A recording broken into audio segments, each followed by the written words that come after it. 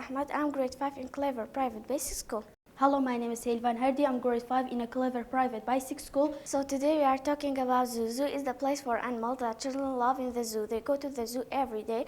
The animals keep in the cage. For example, we have so many animals in the zoo like deer, rabbit, lion, dog, elephant, so many animals we have.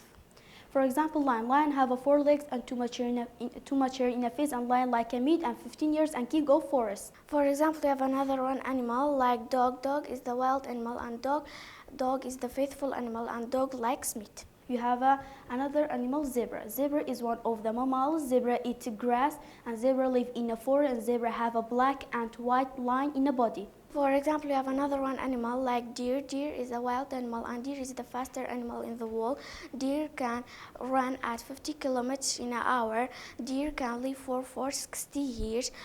Deer, a female deer, can breed to 1-3 babies at a time. For example, we have another one animal, it's rabbit. Rabbit is the wild animal, and rabbit is the small animal, and rabbit has big ear and small neck. Rabbit likes carrot.